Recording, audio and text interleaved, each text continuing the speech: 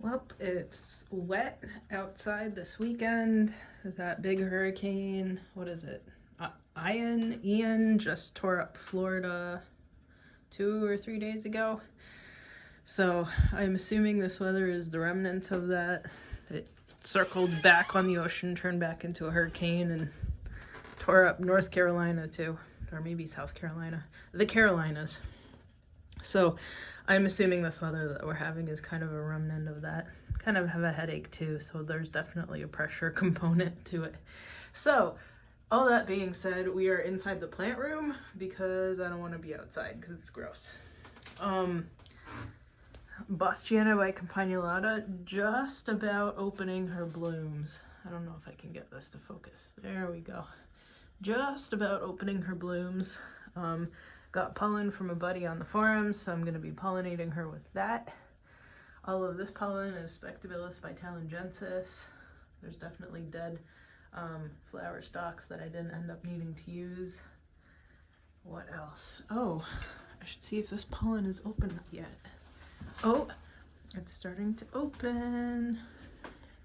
It's this guy, Campanulata by Spectabilis vitalengensis. So I am definitely going to end up using some of his pollen for that Bostiana by Campanulata, and then the other pollen that I received by mail too. Where is this focusing? Anyway, very exciting. I don't know if this is actually fertile or sterile or not, but I'll label it well. Unlike these stalks that I didn't put any labels, and hopefully we'll just remember that it's mostly Spectabilis vitalengensis. So the Spectabilis vitalengensis went on the, where's the focus? Went on the Thorelii bicampanulata over there. And then I tried to put some of the Densiflora by Rob Cantley on this on the bottom, but then because it was old, I didn't know if it would take or not, so I ended up just putting mostly Spectabilis vitalengensis on the end there. Keep knocking this picture. I don't want it to spill on me because I always spill the Bostiana by Campanulata on me. And that one is gloopy and disgusting. So, oh, this is getting nice and tall. Eventually it'll fall over though. I guess we'll see where it falls. Yeah, and then this girl opened up a second bloom.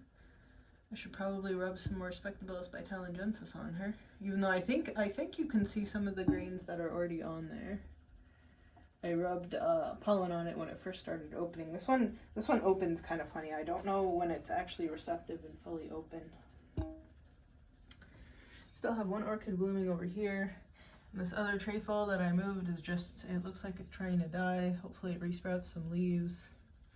Never managed to regrow orchids though. Feels kind of bad. These are all the ones from orchids.com. They did not survive. Unless you really want to pamper for like years, don't get from like Big Leaf or something instead. So the horrible construction continues. They went and mowed behind my fence again, even though it's not their land, which is annoying, but at least it's mowed down for when I can hopefully get a digging company in to, I'll be saving for it to finally get the septic system. There's the cap of it out to connect to the sewer that runs there between our properties, and that part that they just mowed down.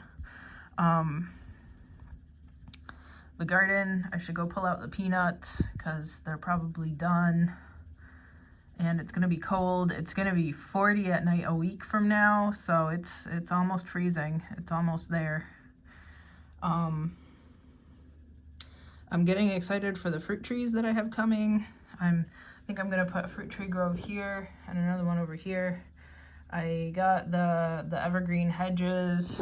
They're over here hanging out. They came potted, and I'm gonna put them over there. And then a couple in the back too to go with the birches, the river birches.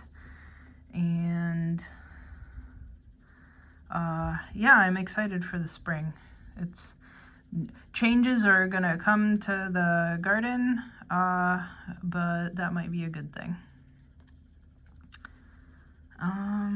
What else? And when the spring comes, I'm assuming that I'm going to have to pull down a little bit of the fence over here on the side of the house in order to get the machines in to dig up where the sewer connection needs to go. I think I'll get a cherry picker in to trim off a chunk of that tree from the neighbor's yard so it doesn't shade everything out, because I don't want my yard being dark. That's why I got evergreens, right? So that they won't grow a huge canopy all over everything. What else? That might be it. Not sure I have really too much else to report on. I did put, I don't know if you can see them, I did put some stakes in where the flowers are, like the asters. I guess the ones in the backyard here are mostly done blooming. Where the asters and the goldenrod is, because I'm thinking of moving them to like where I didn't have flowers sprout up over here, or maybe to the front yard to have some nice fall purple and gold flowers around.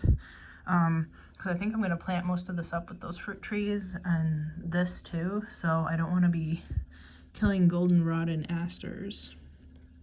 The cosmos that you see, I think, probably won't self-seed.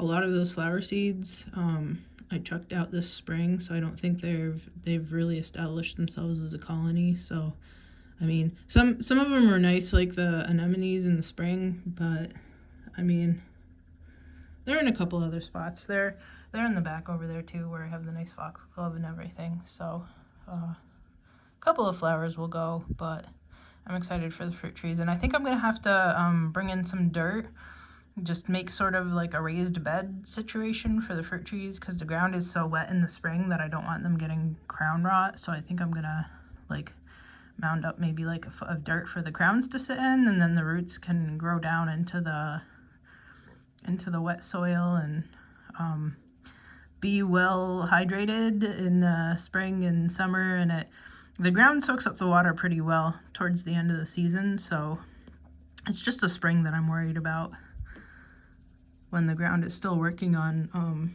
rehydrating and soaking up all that water. I'm watching the goldfinches out there right now. The birds enjoy my garden out there. I know the goldfinches go for my sunflower seeds. I know they go for the thistle seeds. I don't know what else they eat out there. If it's seeds or if they actually eat some bugs too.